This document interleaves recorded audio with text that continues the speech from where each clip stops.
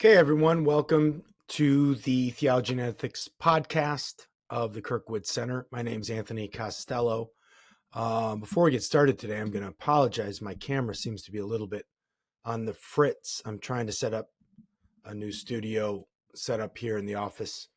So I do apologize if that continues to go that way, but I wanted to do a special set of videos, probably record it all as one, because there's a lot to go through here. This is a response that I'm making to Randal Rouser, theologian, fairly well-known theologian in evangelical circles. Although I don't know if Randal would still call himself an evangelical, but he's certainly a Protestant theologian, I would say, up in Canada. And Randal made a series of videos, 3 videos in total, responding to some comments that I made on his criticism of a 2009 article written by former professor of mine, Clay Jones, on the conquest of the Canaanites. For those who are familiar with it, this is a very controversial area of biblical scholarship and Christian apologetics because of what seem to be very harsh commands of God in the scriptures to go for the Israelites to go into the land and kill every living thing. And that would include, as we know from the texts themselves, commands to kill women and children, and of course, even animals. Clay Jones, who we've had on the podcast on this issue, it's actually one of our better videos. So we'll link to that. I would actually ask you to check it out. Has defended a pretty literal view of the Canaanite conquest, saying that we shouldn't see it as genocide, but as divine capital punishment, given the sins of the Canaanites who were in the land. And I hold that view as well, although with some modifications from Clay's original 2009 article. And as Randal was criticizing that article, and I'm going to pull up the first video that Randal made. This is the one where he's just criticizing Clay Jones's 2009 article. So let me pull that up so it can be in the background here. And it's called, he entitled it, The Dangerous Arguments of Christian Apologists. So one thing I want to point out initially, and we did another episode on Randal with regard to some criticisms he had of William Lane Craig earlier. Now, I've read some of Randal's written work, some of his academic work. He's not a bad theologian by any means.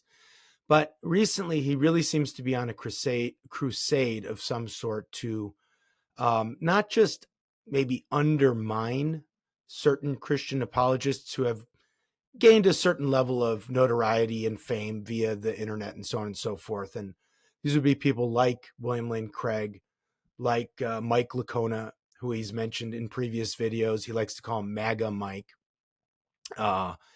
And Frank Turek and others, Clay Jones as well. And some of the criticisms that Randal makes, we've actually echoed on our podcast as well, especially in the videos where we've had Bethel McGrew join us. But one thing that I think is worth pointing out in some of Randal's ongoing criticisms of Christian apologists is he seems to want to make a move that goes something like this.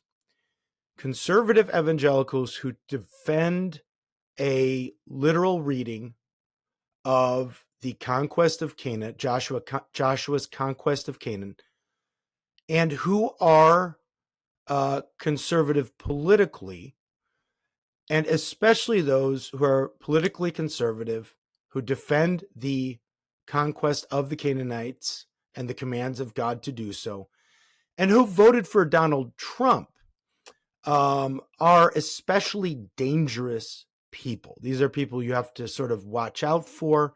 They pose sort of an imminent and urgent threat to, I guess, civilization, normal, ordinary citizens. Because it goes something like, if you sort of scratch the surface, you take all those three components together and you scratch the surface. I think what Randal, and I'm going to show this, what Randal is trying to imply is that these people like William Lane Craig or MAGA Mike Licona or Frank Turek are really not just willing to maybe commit genocide, but almost sort of like looking forward to a command from the heavens to go out and do so, which I think this is itself a very dangerous implication. Randal doesn't say it exactly like that, but I'm going to show here in a second, in this very first video, that he really is, I think, implying that people should be interpreting conservative Christian evangelicals who defend the Bible on this issue and on other issues as sort of like genocidal maniacs or genocide adjacent, right? So taking the first article here, and here's a couple quotes. This is, again, Randal's first video criticizing Clay Jones's 2009 article, which he says, and I quote, is the craziest essay I've ever seen in a Christian academic journal. And this is the one that is in Philosophia Christi, which at this time, that would have been Craig Hazen and his team, who would have been the editors of this journal. So this, by implication, calling it the craziest essay I've ever seen in a Christian academic journal, I think would also imply and indict people like Craig Hazen, who were putting out the journal at the time. I'll leave them to respond to that. But basically what Clay Jones does argue is that God allows the Canaanites to be killed because of their tremendously evil and sinful acts. And Clay lays out in the article what he thinks some of those acts would have been, given some primary source documents. Again, it's not an exhaustive list of ancient documents, but there's some documentation about the kinds of things we might have expected the Canaanites to be doing, like performing, obviously, child sacrifice to the god Molech, and that would have been sacrificed by, there's some evidence that was sacrificed by burning babies on an iron image of the god over a fire. And then other kinds of sexual sins. This would be like homosexuality, but probably not homosexuality in sort of the way it's interpreted today, as in the context of a loving 21st century monogamous marriage, like Pete Buttigieg or something like this. But in an ancient context of probably, which would be sort of like male rape of boys, of young boys, which was not unheard of in the ancient world.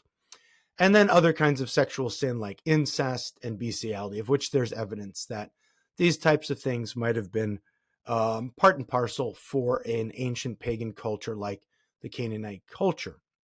So those are the types of sins that Jones has in mind. And of course, Jones gives some examples, just a few, of how, actually these types of things are still ongoing today, even in American society. So Randal's point here is that if Clay Jones and others defend a literal reading of the conquest of Canaan, which I think would minimally entail, that there was such a historical event, and the people that, like Moses and Joshua, were real people. So there was a real exodus, and then a real sort of moving into the land of Canaan at a particular time, let's just say roughly the 1220s BC. And that there were actual commands given to Moses and Joshua by the real God, the God of the Bible, Yahweh, to cleanse the land of the evil of the Canaanites, which would include, if they did not flee out of the land, killing everybody alive, who remained in the land, to include the women and to include the children. Again, it's not an easy apologetics task. Nobody's saying that it is. But if you want to take the text at face value, if you want to take it as a literal historical event, and if you want to take the divine commands as given as actual commands of God and not misunderstandings or mistaken, that the Israelites or Moses were mistaken in what they heard, or that you don't want to take it as a much later anachronistic writing of something like a more a look back by later authors, giving a sort of a allegorical or a theologomena of what maybe something that didn't actually ever happen. And then we could take the conquest of Canaan not as a literal command to destroy real people, but something like maybe give it a sort of a spiritualized lens. This is really about, like, maybe some of the early church fathers did, like Origen, but certainly not all of them, that this is really an allegory for God cleansing humanity, or something like human beings, of their sinfulness, right? But there wasn't an actual literal historical conquest with real people involved. And you can go that route. But Clay and William Lane Craig and Frank Turk and others don't. They think it's an actual historical conquest with some actual historical killing going on. So I'm just saying, if you take that view, what are some of the things you could do to try and defend that view? Okay. But and again, I want to say, like, for Randal, he thinks anybody who does defend that view, and again, who's politically conservative today, he's trying to make this argument. And I'll quote Randal here, that if you defend that literal view and you're politically conservative, and most certainly if you voted for Donald Trump, and I'm going to quote him here, he says, I think it is an imminent, urgent concern that this kind of rhetoric, that's the defense of the Canaanite conquest of Canaanites, circulates with and is considered respectable within this evangelical, and especially evangelical apologetic subculture, that this is an imminent concern and a threat to sort of society at large. Okay, so I responded to this video, and I said, I made a couple comments, and they're in Randal's video here. One, I just said, Randal, don't you think this is a pretty big leap from saying you supported Donald Trump and you think that God's commands in the Old Testament are justified, to you are genocidal? Okay, that was one thing that I raised. Okay, and then Randal went on to respond to that.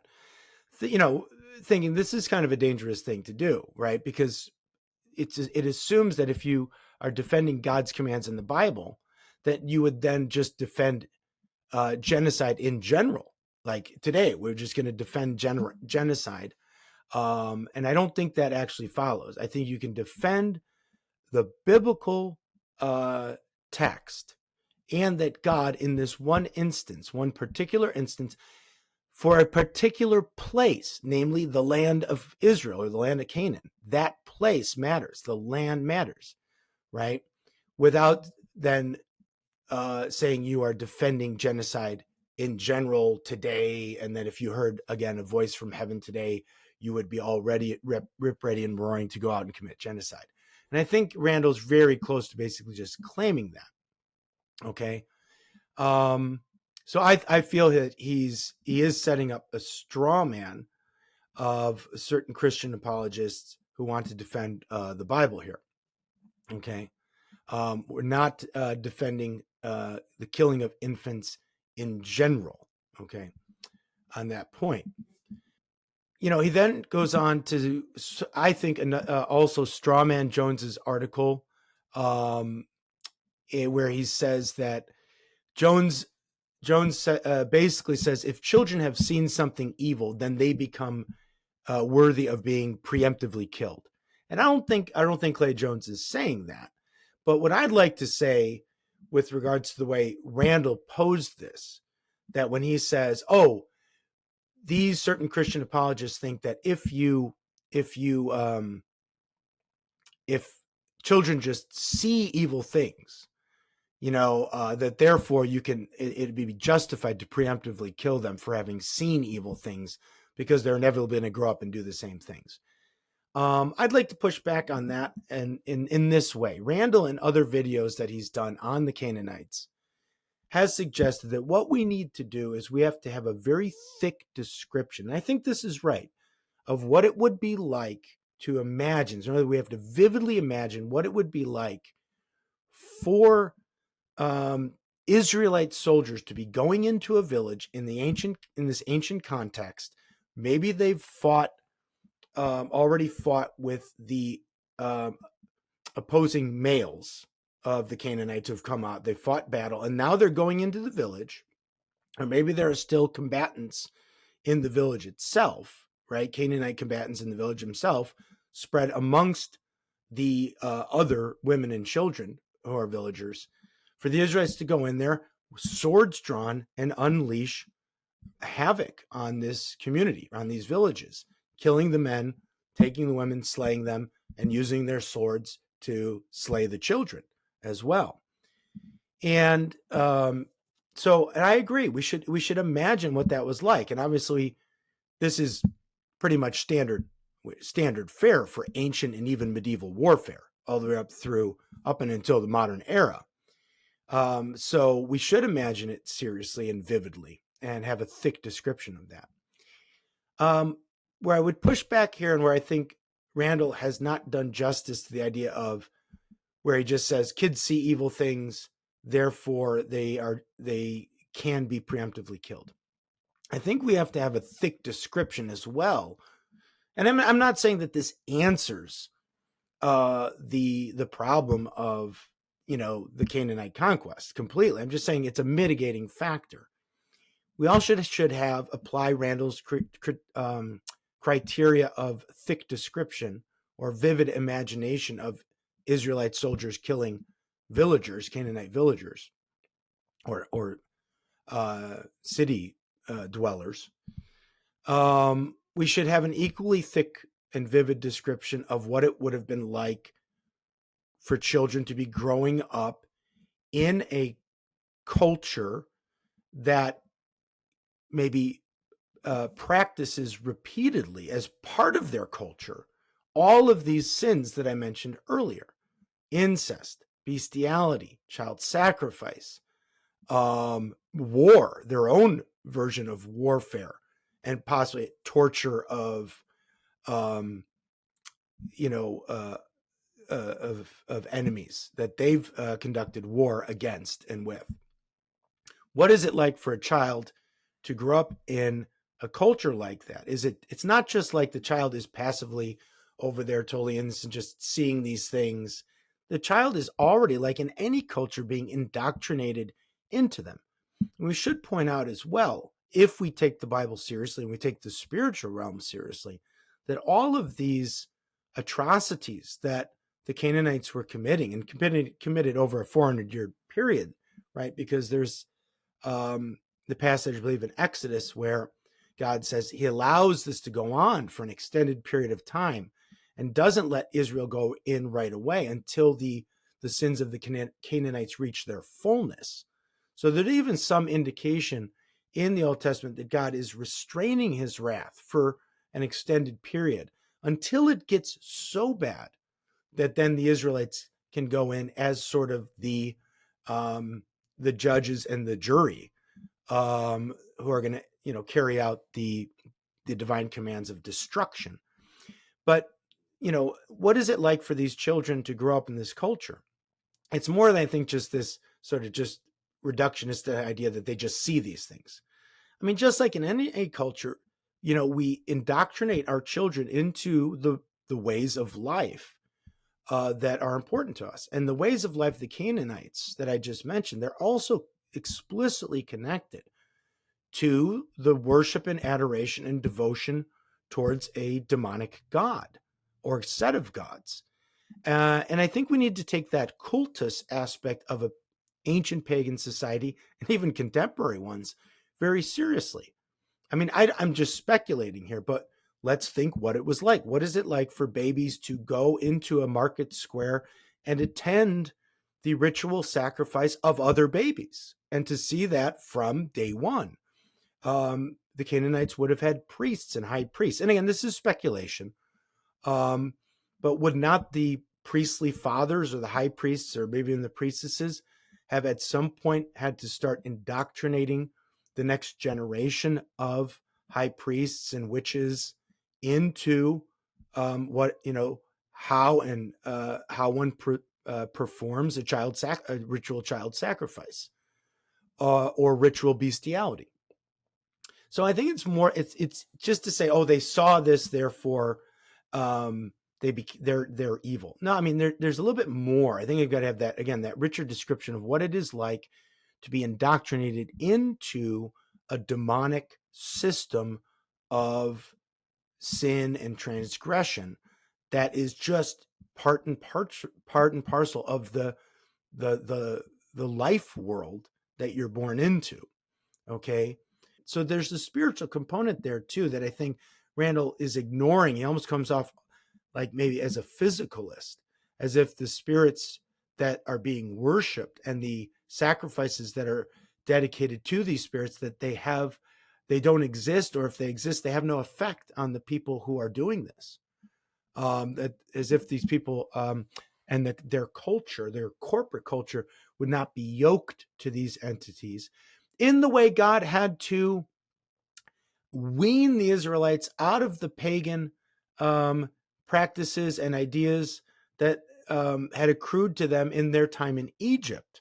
I mean, what is the whole 40 years in the desert for, if not to wean the Israelites off of pagan conceptions and practices and indoctrinate them into worship and service to the one true God, right?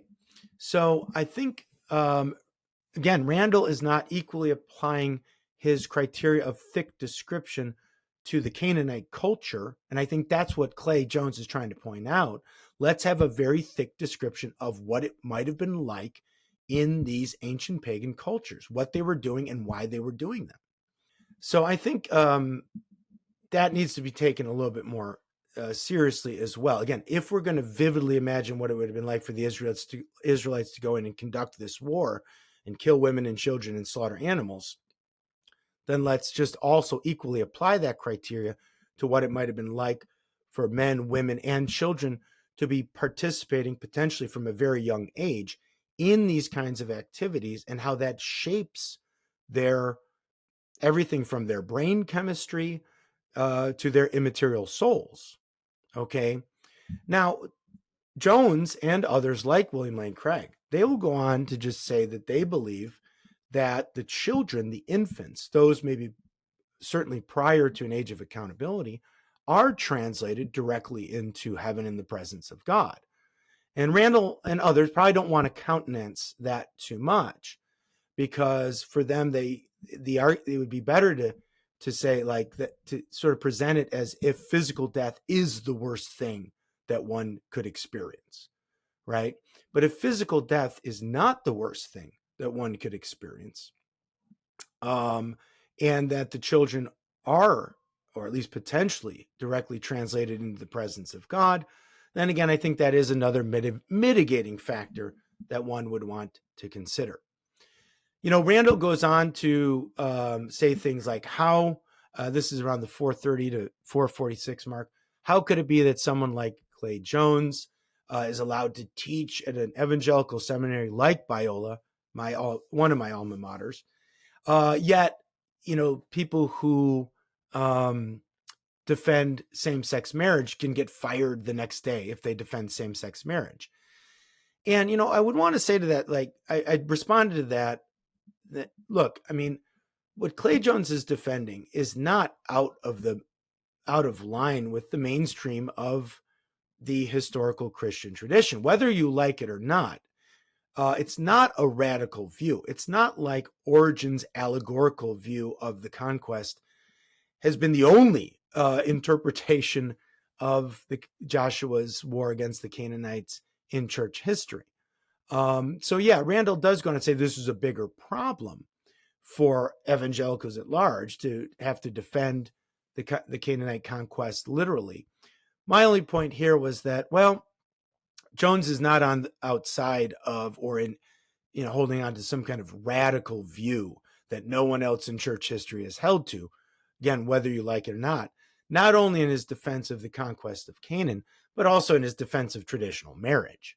So I don't think, again, Randal does have a bigger problem with evangelical, and even I'd say the vast majority of the historical tradition of the church on this issue, but that's not necessarily Jones's problem. And finally, just on this first video, he says Clay Jones is insane. He said he kind of implies Jones is insane, and Biola was insane to have him teach there for so long. He is aware of the fact that Clay Jones did leave Biola at some point because Jones would not affirm a certain theological distinctive that Biola holds to with regards to dispensationalism.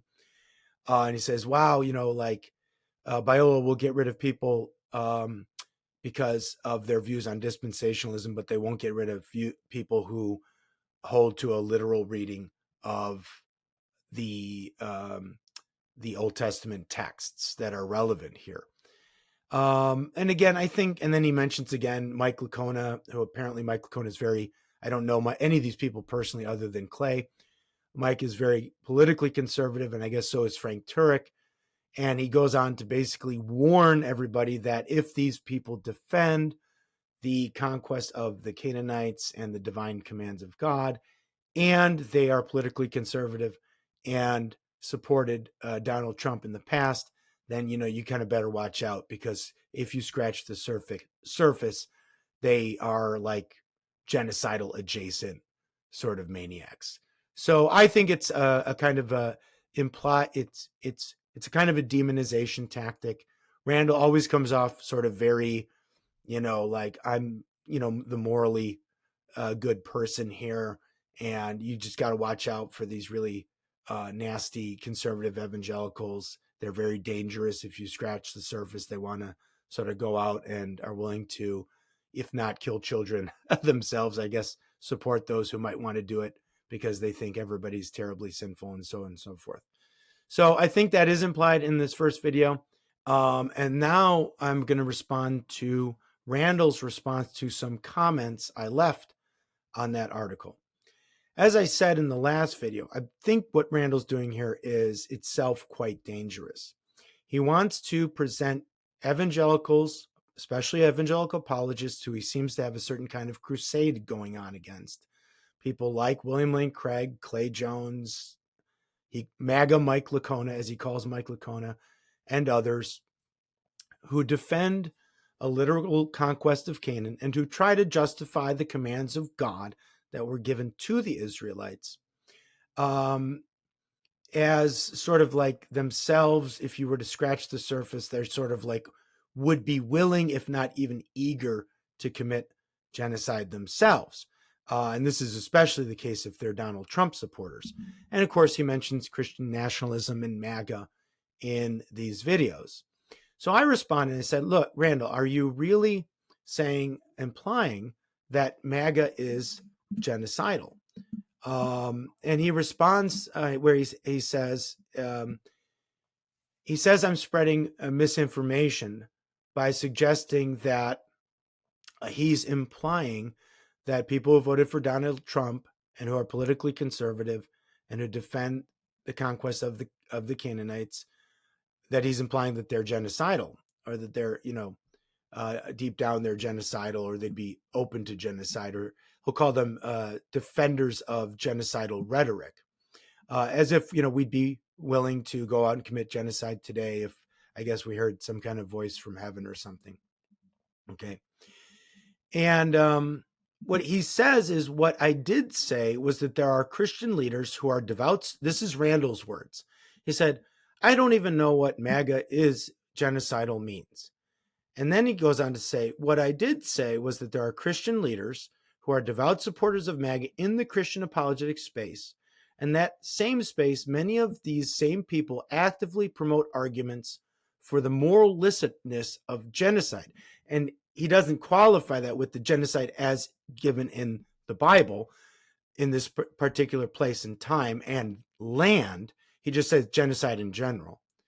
And then he goes on to say, and I pointed out how this should disturb us. These same people are closely aligned with a Christian nationalist movement that is attempting to achieve power in the United States today. End quote. He goes on to mention Project 2025, which probably none of us have ever read. The far right, Donald Trump, the ICE raids that are going on, have been going on the last couple of weeks. And then to say, like, and what if Muslims were doing this? How would Christians react? Okay. So when he says all that, it does seem to me like he's implying, again, just to hammer this point home, that he thinks that people who defend the Canaanite Conquest and who are supporters of Donald Trump or voted for Donald Trump, maybe we're not even enthusiastic supporters of Donald Trump, we just voted for him, are sort of genocidal or genocide adjacent advocates, right? And I mean, come on, like we've heard this before from people who, I won't call Randal the left. I'll just say he leans left. And I have to say, like, I mean, Randal himself has talked about his own personal background and his coming out of what seems to be sort of a pretty, maybe ultra conservative fundamentalist background. And I have to say, I have seen this before from other Christian theologians and philosophers, thinking of one in particular who used to work at Loyola University in Chicago, who seem to just want to maybe superimpose onto anybody who's a conservative, politically conservative Christian, a sort of fundamentalist view, have a fundamentalist view of them that I guess relates back to the way they were raised and maybe the people that they were surrounded by who raised them. And I think it's laden with sort of an emotional baggage, right? And they make hasty generalizations about not just the positions, but the character of people who are generally politically conservative and evangelical Christians. And they sort of confuse those people or immediately see them as, I guess, the kind of people they grew up around who maybe really were kind of crazy and super fundamentalist and maybe emotionally very sort of toxic or something. And I made that point and Randal got a little upset, but again, it's just a pattern. It's a pattern I've seen with people who've grown up in very fundamentalist homes, which I did not. I grew up Roman Catholic. I didn't even grow up evangelical, and I only found apologetics as an adult anyways. Randal goes on to say, in me pointing this out of him seeming to make a leap about calling MAGA people genocidal, he says, I'm not saying MAGA is genocidal. I don't know exactly what that means. I am saying that everybody who is not a Christian nationalist should be very concerned that this kind of pro-genocide rhetoric is defended at Christian seminaries by people like Clay Jones. End quote. So he's saying, I'm not saying MAGA is genocidal, but we all need to be very worried about pro-genocide rhetoric that's coming out of Christian seminaries like Biola and people like Clay Jones. So, okay, you're implying that they're, if you use pro-genocidal rhetoric, if that's what we think people are doing, like Clay Jones are doing, then you are kind of implying that they might be genocidal themselves. So I don't see that rebutted my concern. In a further response, so he's basically saying, this is his argument. And again, he's implying that, again, A, if you are a conservative Christian who voted for Donald Trump, and B, you defend the moral licitness of God's commands in the Bible on this issue, then you are pro-genocidal or pro-genocide rhetoric, and therefore potentially very dangerous. Okay, that's what he's saying. I'm not, I'm giving direct quotes here.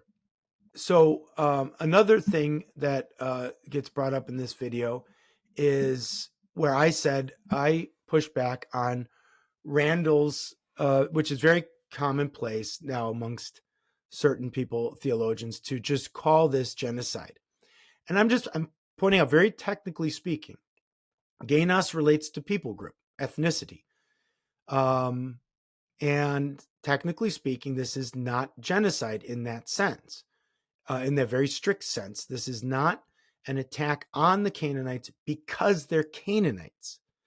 And we know that because the same punishments, God allows Israel to be inflicted with the same punishments several hundred years later by the Assyrians and the Babylonians. He allows his own chosen people to be devastated and destroyed by the Assyrians, who were brutal, who were probably more brutal than anything Joshua did, and the Babylonians. So it couldn't be that this kind of harem, or this kind of total war, related directly to the Ganos, or the ethnicity of the Canaanites. It related to what the Canaanites were doing on the land that they were doing it. It relates to the transgressions, the activities, the immoral activities of the Canaanites on that piece of land, not to their race or their ethnicity. And we know that because God allows the same thing to happen to the Israelites, to his own chosen people, because they wind up doing those same things and worshiping those same gods on that land. And the land never comes into any of Randal's. He refused to respond to this pushback that I was giving about the importance of the land. This is also, by the way, the reason why we would not expect any additional commands in the future or today to commit genocide against people group X, Y, or Z, or as Randal would say, Z, in X, Y, or Z land, because this clearly was. And Randal says, he raises this question of, where do you get this idea that this couldn't happen again, or that these commands wouldn't be given again? And my answer is, I get it from the Bible, that it's very clear. And I referenced Jeffrey Teague's JPS Torah commentary on this, on Deuteronomy, that it's clear that these commands only apply to the land, the Holy Land, the land of Israel, where God is supposed to have a special presence among his people in that land. And Israel is never commanded to extend its kingdom or its empire beyond the boundaries of that land. There's no command to proselytize to other nations.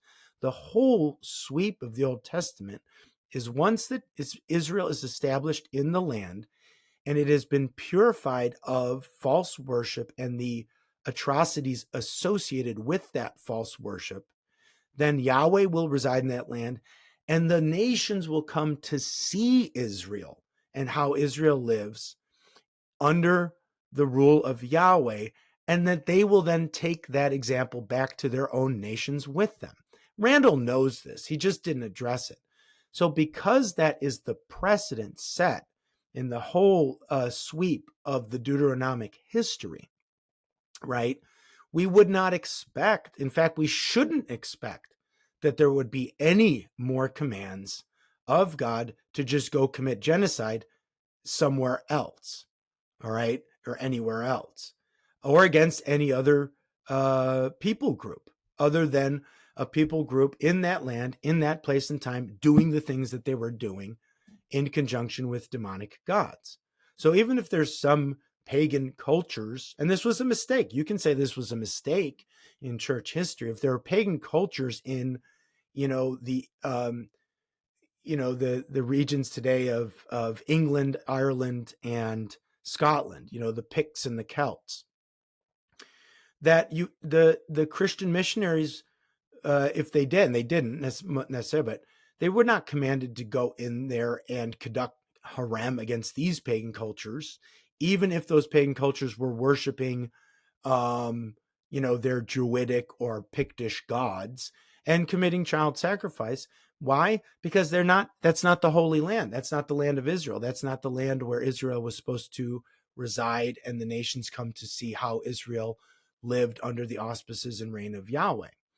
So the land is, and this is, I think, a point that Charlie Trim has made, maybe a more nuanced point. The land is significant, and that does mitigate, I think, or should mitigate concerns about, if Christians today thought they heard a voice from God to go commit genocide against some other pagan nation or people group that was committing a lot of bad things, then they would go ahead and do it. No, because the Bible doesn't tell us to do that, right?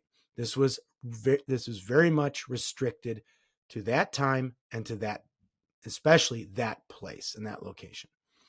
Okay. So when Randal says, and this is a quote from Randal, when he says, these people, this is Randal speaking, these people, I guess, like the Kirkwood Center say, of the genocidal slaughter of civilians was just to cleanse the land for a particular time in history. Well, that's not going to be commanded again. Based on what do you make that claim? End quote. My answer again to Randal is based on the Bible, based on what the Bible tells us. We shouldn't expect such a command to come again. This is the third video I'm going to be responding to that Randal Rouser put up. And I should say one of the reasons, obvious reasons maybe, that I'm putting this up is in several places in the three videos, Randal says that I'm not fit to be president of an organization that claims to be one promoting Christian ethics or hoping to renew the church and revive the culture. And admittedly, this is a difficult ethical issue, the conquest of the Canaanites. And I'm not saying, nor I've argued, that I have the perfect apologetical solution to this problem, only that I think Randal himself is doing a disservice to the Christian community by, one, implying that Christians who do defend the divine commands given by God in the Bible to commit harem against the Canaanite people, and who are politically conservative and or who have voted for Donald Trump, are sort of apologists for genocide in general, or are conducted so pro-genocide rhetoric. And I think that's dangerous. I think it's dangerous to suggest that your brothers and probably sisters in Christ who have defended the inerrancy of the Bible and taken the conquest of Canaan literally, which is not outside the mainstream in church history. Yeah, there are other views. There's Origen's allegorical view, et cetera, et cetera. But this is not outside the mainstream in the history of the church to suggest that somehow, if you scratch the surface, these people are not only willing, but maybe even eager to sort of commit genocide themselves. They're just waiting to hear from God, a voice from heaven on the issue, giving them similar commands. And I don't think that's what's going on. I do think that's wrong. So maybe I am unfit to be the president of the Kirkwood Center for Theology and Ethics, but I would think maybe I don't think it's because of this issue or the pushback that I'm giving here. Now, in this next video, Randal pushes back. He continues to push back and says, I'm not answering his most fundamental question, or the basic question here, which is it ever justified to kill infants preemptively? And again, based on the fact, this is Randal, that they have seen some evil and may commit a similar evil in the future. Now, if you watch the previous two videos I just said, I think that's a very reductionistic way to put the question. Randal wants us to think that these are just infants, like kids in a home who've seen a murder, maybe a mother killed a father, or the father abused their husband abused his wife in a home, and the police come in, and the children have seen this, and the police should not just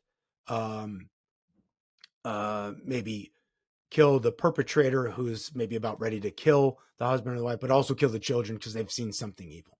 That's straw manning. I mean, and then also I pointed out that there's a practical issue that Jones does bring up in his defense of the Canaanites, that what are the soldiers supposed to do in this context of total war? There's only a limited number of options.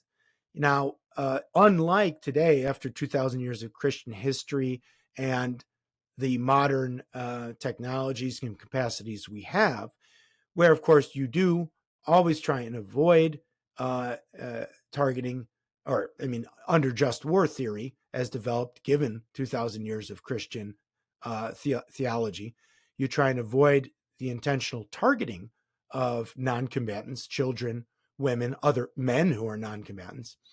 What does one do in an ancient context of, and that's not to say in modern, obviously in modern warfare, we know that that doesn't happen. We know that enemy combatants, like in certain wars today, hide amongst the population, makes things like urban warfare very difficult. You may not intend to target, the law double effect takes place here, intend to target women and children, but you still wind up killing them.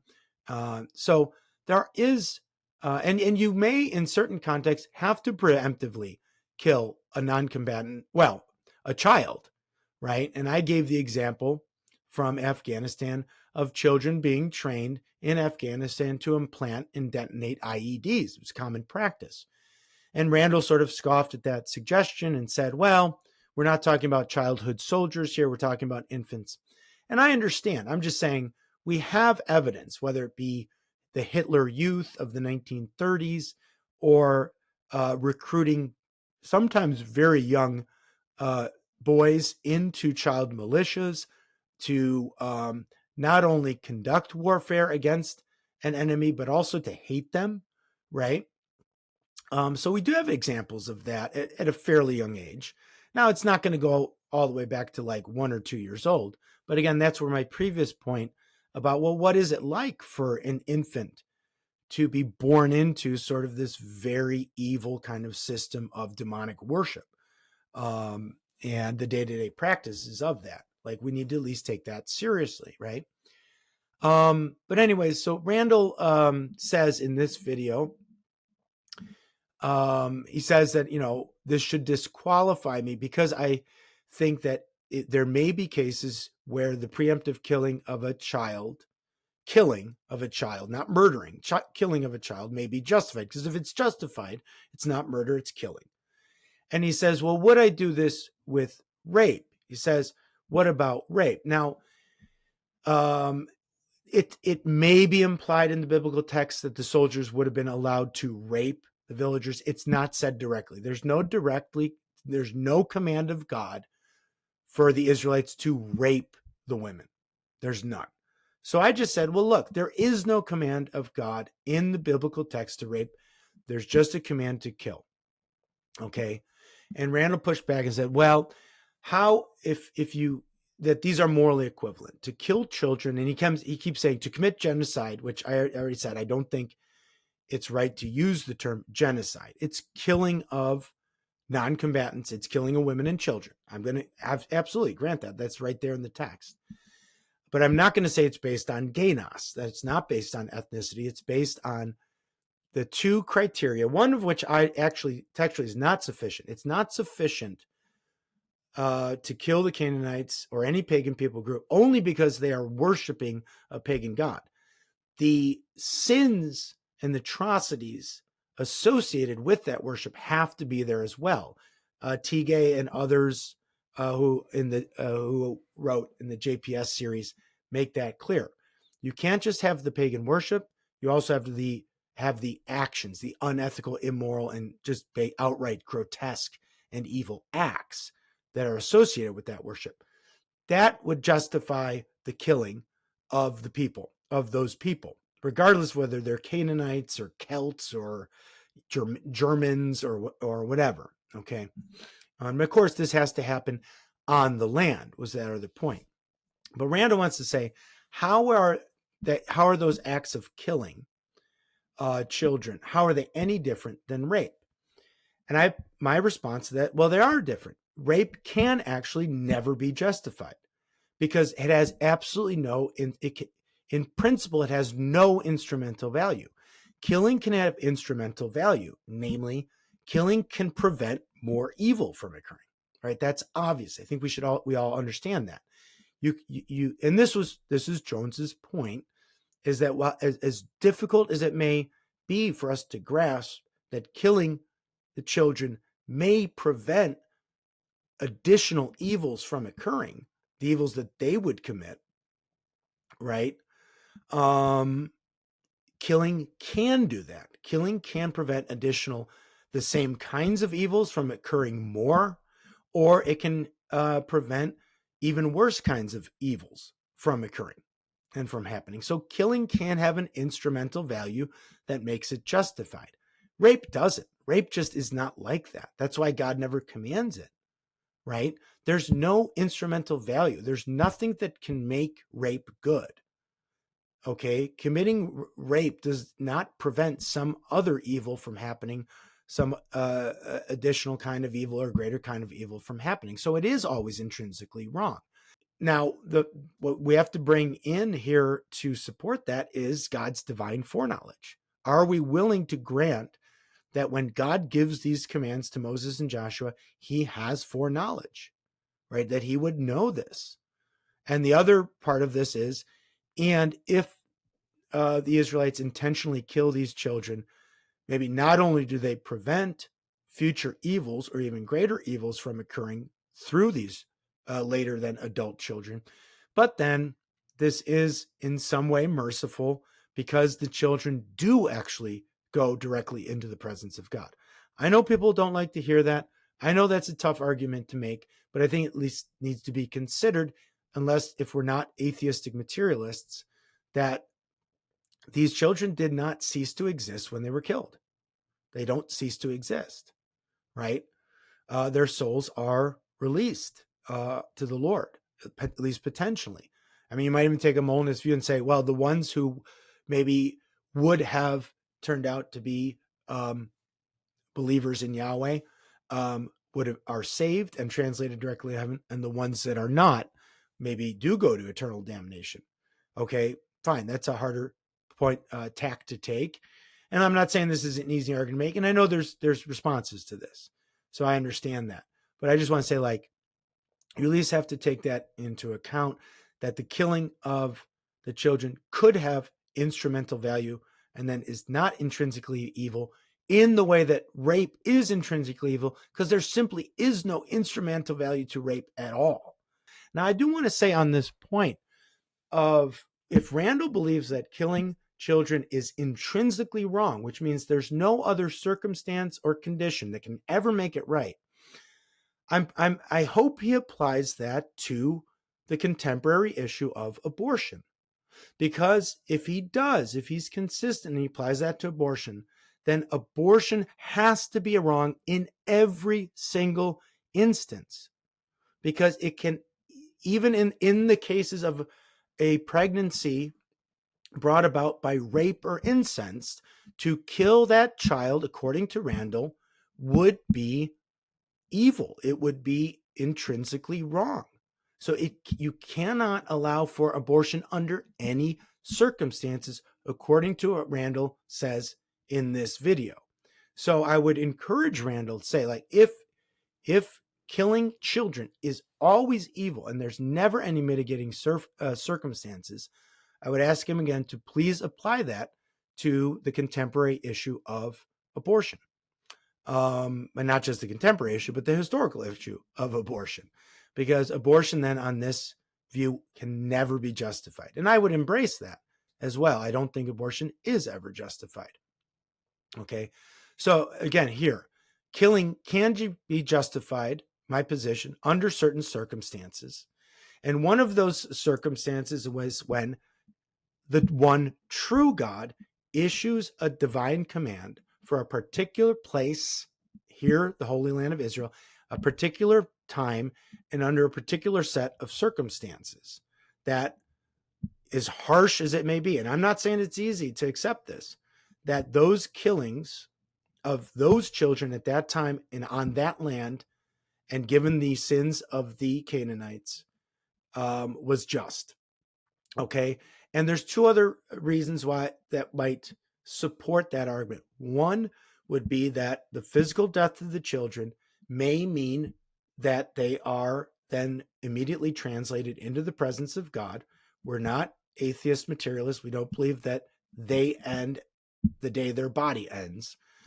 And two, that God, of course, has divine foreknowledge.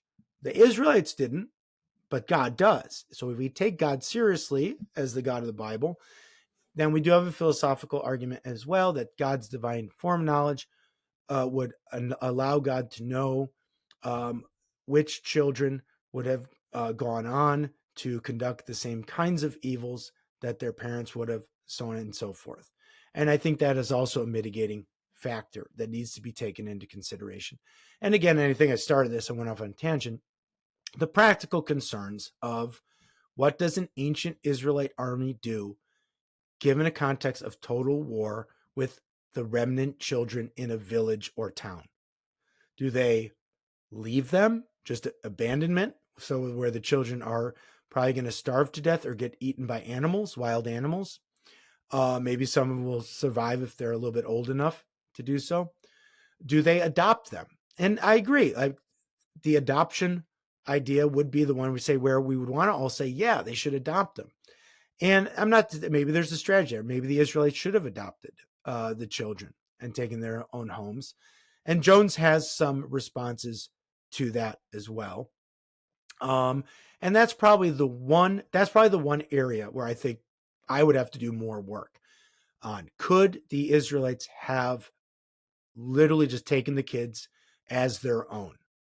Okay. Now, the older kids, that might have been very difficult to do because they might have just continued to try and conduct subversive warfare, and so forth. But I think you do have to ask these more practical questions. You're under conditions, ancient conditions of total war. Do you have the capacity to do that? Can you take on more children than you have? Where are your own children? Are they way back in the back lines? How do you transport those children back to the back lines? How do you feed those children? Do you have enough resources to take care of them? I mean, people don't think about these things. And this was my only point in where I brought up being a soldier. These are the types of things we think about. Some of the types of things we think about. We think about the morally complex situation of childhood soldiers. We think about the logistics of trying to take in civilians and how you care for them. Obviously, we have all kinds of rules of collateral damage, a positive identification, escalation of force in place so that you try and mitigate as much as possible any non-combatants being hurt or killed. In the next video, Randall sort of scoffed at the idea that I brought up being a soldier and said, well, that doesn't make you an expert on ethics. And I'm not saying it is, but I do think you might garner some things having been in war. And I didn't have extensive combat experience, so I'm not claiming any kind of, super special privilege. I've seen, I was in Afghanistan for one deployment. Just some of the things that I saw that I think are relevant to thinking a little bit more robustly about the what it's likeness of actual warfare. But that's modern warfare with all the resources of modernity at your fingertips. And again, 2,000 years of Christian theology and just war theorizing, which would not have been the case in the ancient context. How do you adopt all of these children and then not only take care of them, but make sure that they are on your side as you continue the ongoing command to, and I'm using that term, cleanse the land of the Canaanites who had, again, polluted it, not just through the false worship, but also through the sin, these incredibly grotesque sins and transgressions. And again, we probably also at that point should, again, reconsider how sin is understood in the Old Testament, which is almost like a physical substance. It pollutes not just the people, it pollutes the land itself, the artifacts that people make, right? The buildings, the houses, all of the implements associated with the pagan worship. These all have to be destroyed. And, we understand that this is important to New Testament and Christology, right? This is why Jesus has to be destroyed, Jesus's body, because as Jesus takes on the sins of the world, his body needs to be destroyed, because sin, construed biblically, and maybe we need to start thinking in these more realistic terms, sin has almost like a physical corrupting component to it, almost like a corrosive chemical agent or something. It stains things. So that's why I use the term cleansing, which is maybe a little bit more theological. But yeah, what I mean cleansing, yes. I'm not trying to use a euphemism for the killing of of human beings, right? Which obviously, if we take things at face value, did occur. Okay, so I've tried to respond to all 4 videos as best I can.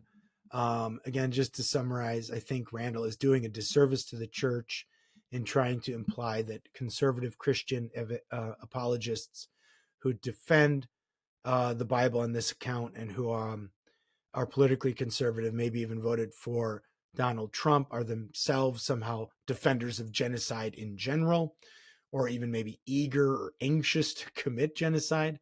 I argued that the reason we know we shouldn't expect any commands like this again is from the Bible itself. That is not part of the biblical story to expect more commands of God to do this. And in fact, we shouldn't expect commands of God to commit total war against any other culture. This was specifically to those people. It was irrelevant that they were Canaanites who were worshiping those gods and committing those atrocities in that land, right? And the land again here is key. And then I talked about why rape is intrinsically evil and can never be justified, but that you may have some mitigating circumstances that might make the killing of children have instrumental value. Obviously, the instrumental value is that it prevents greater or other evils from happening. And then I gave some reasons why that might be the case in the conquest of the Canaanites. And and then my experience as a soldier, again, don't make me an expert in ethics, but I think they give me some real life experiences that maybe help us to think a little bit more robustly about what total war might have looked like in the ancient world.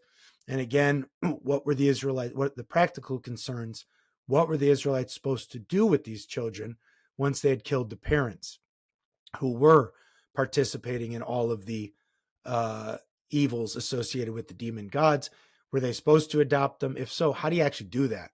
Right? It's not like as easy as it sounds. So again, very hard apologetical question, always has been. It is why some of the early church fathers, but certainly not all of them, tended to allegorize the account and make it about spiritual purgation and not an actual physical war with real killing. But so I'm not saying it's easy, but I think that Randal needs to at least countenance some of the things that people like Clay Jones and William Lane Craig are saying. I'm not saying he hasn't countenanced them, but at least understand. And next time, instead of making a bunch of videos that try and paint people as sort of like genocidal maniacs or genocide adjacent, just say, maybe like, I don't understand the views of these people. I know that personally they're good folks and I disagree with them, and here's why. And maybe we could have a better conversation like that. All right, that's it for now. I hope these videos help clarify my position and defend this position a little bit better. And if Randal wants to respond to these, we've been more than happy to dialogue with him another time. Okay, thanks for joining us. Bye.